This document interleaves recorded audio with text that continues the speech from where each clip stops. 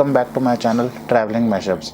मैं हिरेंद्र कनवाड़िया और आज मैं आपके सामने शेयर करने जा रहा हूँ एक बहुत ही इंटरेस्टिंग इन्फॉर्मेशन। ठीक है, चलो वीडियो में बने रहिए मेरे साथ में। और जिसने अभी तक मेरी वीडियो को सब्सक्राइब नहीं किया है, मेरे चैनल को सब्सक्राइब नहीं किया है, please subscribe my channel and please share my videos also among your communities, friends and circles, and don't forget to hit the bell icon button also। चलो चलते हैं हम आगे वीडियो एंड टॉपिक की ओर। तो हमारा वीडियो है आज का, वो है शेनेगन वीज़ा के ऊपर। हाँ जी, शेनेगन वीज़ा हमारा बहुत टाइम से काफ़ी कंट्रीज़ ने ओपन कर दिया था, बट अब तो सभी कंट्रीज़ ने हमारे को शेनेगन वीज़ा हमारे को ओपन कर दिया है इजीली। और सभी अब इजीली अब शेनेगन ट्रैवल कर सकते हैं। काफ़ी सारे कोविड जो प्रोटोकॉल्स थे वो सब लिफ्ट कर दी गई हैं।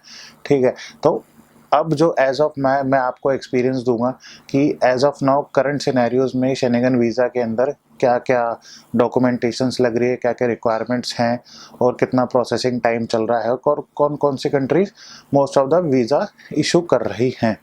ठीक है, तो चलते हैं स्टेप बाय स्टेप, मैं आपको सब डिटेलिंग में बताऊंगा। तो हम पहले स्टार्ट करते हैं शेनेगन वीज़ा क्या है। शेनेगन वीज़ा एक 28 से 29 कंट्रीज़ का इकट्ठा एक ग्रुप ऑफ वीज़ा लगता है, उसे कहते हैं हम शेनेगन कंट्रीज़।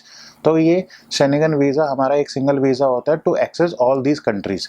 तो वो 28 कंट्रीज़ हमारी बहुत सारी कंट्रीज़ होती है, ऑलमोस्ट ये पूरा यूरोप कवर करती है। और शेनेगन वीज़ा एक काफ़ी पावरफुल वीज़ा है और ये स्टिकर वीज़ा है। ठीक है, तो अब ये हो गई शेनेगन वीज़ा के बारे में। अब हम आगे चलते हैं इसके डॉक्यूमेंटेशंस के बारे में कि शेनेगन वीज़ा लेने के लिए आपको क्या क्या डॉक्यूमेंटेशन चाहिए। ठीक है, तो गाइस डॉक्यूमेंटेशन शेनेगन वीज़ा के लिए ये चाहिए कि आपको सबसे पहले तो एक पासपोर्ट विद 6 मंथ वैलिडिटी होना चाहिए। फिर एक एप्लीकेशन फॉर्म चाहिए, जो शेनेगन वीज़ा एप्लीकेशन फॉर्म चाहिए आपको एक फ़ोटोग्राफ चाहिए 35 mm इंटू 45 mm का विद 80% फेस विजिबल। ध्यान रहे बैकग्राउंड वाइट होना चाहिए आपका। ठीक है, ये हो गए हमारे 3 डॉक्यूमेंट। 4th डॉक्यूमेंट है हमारे कवरिंग लेटर, जिसके अंदर आप एम्बेसी काउंसलर को आप रिक्वेस्ट करेंगे फॉर वीज़ा और अपना एक पर्पस, उसके पर्पस ऑफ विजिट आप उसके अंदर मेंशन करेंगे। आइटनरी एक 5th हमारा चाहिए हमारे को ट्रैवल आइटनरी के अंदर आपका डे टू डे प्लान होगा कि आपको शेनेगन कंट्रीज़ के अंदर कौन कौन सी कंट्री जाना है, कहाँ कहाँ आप डे टू डे आप रुकेंगे आपके उसके अंदर, कि आज मेरे को इस म्यूज़ियम घूमने जाना है, मेरे को इस चर्च घूमने जाना है, तो आपको डे टू डे एक आइटनरी बनानी पड़ेगी। ठीक है, ये हो गया आपका 5th।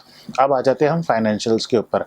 अगर आप एम्प्लॉयड हैं, ठीक है, तो आपको 3 मंथ्स की पे स्लिप देनी पड़ेगी। आपको 3 मंथ्स का बैंक स्टेटमेंट, कई केसेस में 6 मंथ्स का बैंक स्टेटमेंट भी रिक्वायर्ड है, depends on the country to country basis. ठीक है, सॉरी फॉर दैट। और फाइन, ये हो गया आपका बैंकिंग फाइनेंशियल्स। और 3 साल की आपकी ITR रिटर्न चाहिए। ठीक है, ITR रिटर्न इसके अंदर बहुत काफ़ी मैंडेटरी पार्ट है। ITR रिटर्न के अंदर जैसे कि आपका इनकम प्रूफ के तौर पे वो काम करता है। आपका पे स्लिप्स हो गया फाइनेंशियल में, बैंक स्टेटमेंट और ITR। ठीक है गाइस, और अब चलते हैं अदर सेकेंडरी डॉक्यूमेंट्स पे, जैसे कि वो है आपका वैक्सीनेशन सर्टिफिकेट। कोविड के बाद से वैक्सीनेशन सर्टिफिकेट इन्होंने मांगना मैंडेटरी कर दिया है। ठीक है, तो होपफुली आप वैक्सीनेशन सर्टिफिकेट आप अपना फुली वैक्सीनेटेड वाला लगा सकते हैं डॉक्यूमेंटेशन के अंदर, ताकि आप अपनी डॉक्यूमेंटेशन पार्ट को और भी ज़्यादा स्ट्रॉन्ग कर सकें। अब चलते हैं उसके अंदर हमारा ट्रैवल इंश्योरेंस एक की वैल्यूबल पार्ट हो गया है अब, जब से हमारे कोविड आया है। क्योंकि ट्रैवल इंश्योरेंस अगर नहीं होगा तो आपको कोई भी कंट्री, अब हर वीज़ा के लिए ट्रैवल इंश्योरेंस मैंडेटरी हो गया है, but except the Asian countries. तो आप अगर कनाडा भी जाते हैं, अगर आप यूरोप का कोई भी कंट्रीज़ का वीज़ा आप अप्लाई करते हैं, चाहे फ्रांस हो, जर्मनी हो, डेनमार्क हो, ट्रैवल इंश्योरेंस आपका मस्ट और मैंडेटरी है। शेनेगन के अंदर तो ये आपका रूल है ही है कि आपको ट्रैवल इंश्योरेंस तो आपको देना ही है। ट्रैवल इंश्योरेंस को इसलिए मांगते हैं ताकि आपको कल खुदा ना खास्ता आपको वहाँ पर कुछ हो जाए, ठीक है, ताकि आपके पास में पॉलिसी अंडर कवर के अंदर रहे आपका ट्रैवल इंश्योरेंस। ये आपका ट्रैवल इंश्योरेंस आपका ये 100K का आपका $100,000 का आपका ये इंश्योर्ड होना चाहिए मिनिमम। ठीक है, ये हो गया हमारा ट्रैवल इंश्योरेंस। अब आते हैं हमारे leave NOC, leave NOC letter हमारा ये होता है कि अगर आप कोई ऑफिस में काम करते हो, अगर आप कहीं एम्प्लॉयड हो, अगर आप सेल्फ एम्प्लॉयड हो, तो आपको लेटर हेड के ऊपर आपको एक लीव एनओसी चाहिएगा।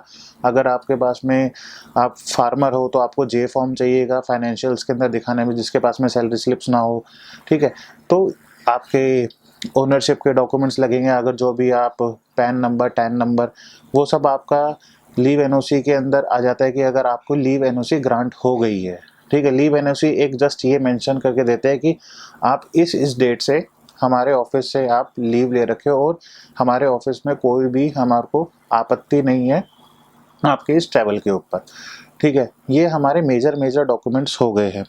और साथ में हमारा एक एप्लीकेशन फॉर्म तो आपको एक चाहिए ही चाहिए, एप्लीकेशन फॉर्म जो आप शेनेगन वीज़ा फिल करेंगे। ध्यान रहे एप्लीकेशन फॉर्म आपको बहुत तरीके से भरना है, बहुत संदिग्धता से भरना है उस फॉर्म को कि एक एक चीज़ें कुछ गलत ना उसके अंदर। आप एक बार यूट्यूब पे काफ़ी सारी वीडियोस है एप्लीकेशन फॉर्म की भरने की। मैं भी आने वाले टाइम पे एक एप्लीकेशन फॉर्म भरने की वीडियो बनाऊंगा, या तो आप जब भरे तो आप मेरे साथ में, मैं आपको गाइड कर दूंगा। मैं अपना पूरा स्क्रीन शेयर के ऊपर आपको मैं वीडियो बना के दिखाऊंगा कि कैसे Schengen visa application form fill किया जाता है। तो गाइज़ ये था हमारे डॉक्यूमेंटेशंस का पार्ट, ये थे हमारे मेजर डॉक्यूमेंटेशन जिससे हमारी पूरी फाइल रेडी होती है, फाइल स्ट्रांग होती है। और अब इसके अंदर कुछ वैल्यूएबल एसेट्स, हमारा एक पॉइंट होता है कि वैल्यूएबल एसेट्स आपके पास में क्या क्या है, but are the tie downs in your country. अब जैसे कि आप अभी कंट्री में हो, अपनी कंट्री में इंडिया में हो, तो आपके क्या क्या एसेट्स है, तो उन एसेट्स का भी आपका एक वैल्यू, प्रॉपर्टी वैल्यूएशन का एक वो लगता है आपका सर्टिफिकेट। वो आपको नोटरी या कोई भी आपको सीए अकाउंटेंट बना के दे देते हैं कि आपकी एसेट्स आपके पास में क्या है। आपके पास में गाड़ी है, घर है, आपके पास में टू व्हीलर है, वो सब आपको एक वैल्यूएबल एसेट्स के अंदर आपको नोटरी बना के दे देगा एफिडेविट के अंदर। वो भी आप इसके अंदर अटैच कर सकते हो। उससे ये काउंसलर के ऊपर ये माइंडसेट लगता है कि भैया कि ये यहाँ पर काफ़ी स्ट्रॉन्ग है अपनी कंट्री के अंदर, तो ये वापस हम यहाँ से आएगा ही। क्योंकि काउंसलर जो भी है आपका वीज़ा देखता है, वो इसी बेसिस पे देखता है कि आप वहाँ से वापस आओगे अपने घर पे। तो वो एक प्रूव करने का, अगर आपके पास में, अगर आप कुछ एसेट्स आप अपनी दिखा रहे हो, अगर आपके पास में खेती बाड़ी है तो आप वो दिखा सकते हो, ठीक है। आपके पास में कुछ ओन कर रहे हो, यहाँ पर कोई घर है, आपके पास में कोई फ्लैट है, ठीक है, तो आप उसके डॉक्यूमेंट्स का लेके आप अकाउंटेंट के पास में जाके, सीए के पास में एक बनवा सकते हो एसेट्स, अब एसेट रिपोर्ट अपनी। तो ये गाइस हो गया हमारा tie downs in your country.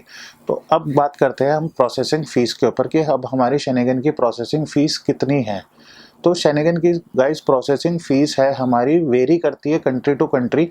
वो ज़्यादा इतना भी वेरी नहीं करती, किसी का 1500 ज़्यादा होता है, किसी का कम होता है। तो मैं एक एवरेज तौर पे आपको बता रहा हूँ कि 6500 हमारी वीज़ा फ़ीस होती है, प्लस वीएफएस चार्जेस होते हैं हमारे अप्रॉक्सीमेटली 1500। तो आपका टोटल ये 7500 एंड 8000 के बीच में आपका ये वीज़ा कॉस्ट करता है शेनेगन वीज़ा।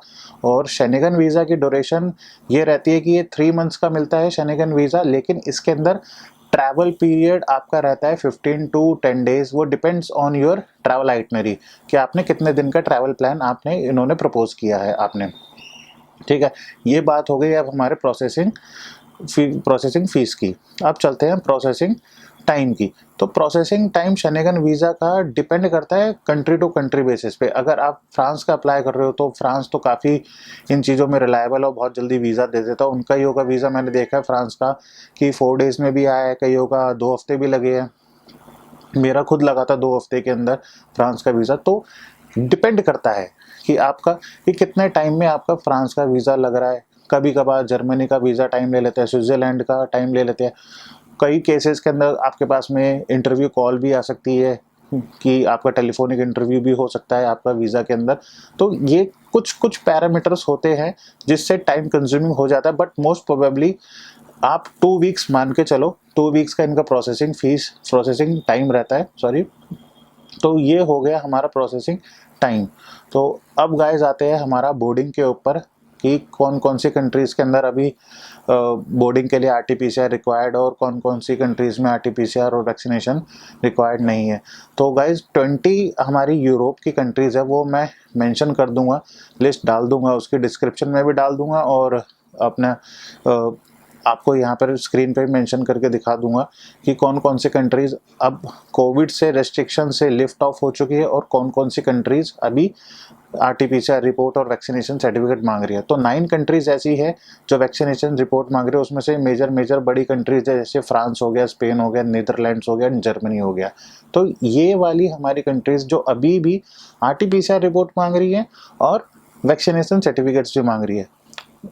हालांकि वीज़ा ये सबको अलाउ कर रहे हैं, टूरिस्ट वीज़ा अलाउ कर रहे हैं, आप कोई भी जा सकता है, कोई भी घूम सकता है। बस ये कुछ मेजर मैंने कंट्रीज़ का नाम लिया, बाकी मैं लिस्ट में मेंशन कर दूंगा डिस्क्रिप्शन में, आप डिस्क्रिप्शन से देख सकते हो।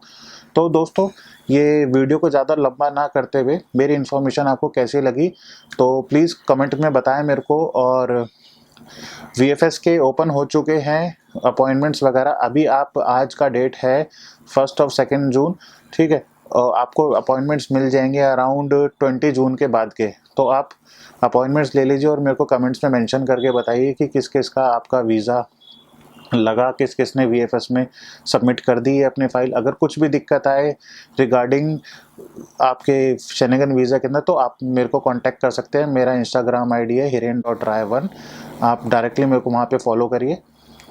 चलो गाइस, वीडियो को ना लंबा करते हुए मैं आपसे अलविदा लेता हूँ।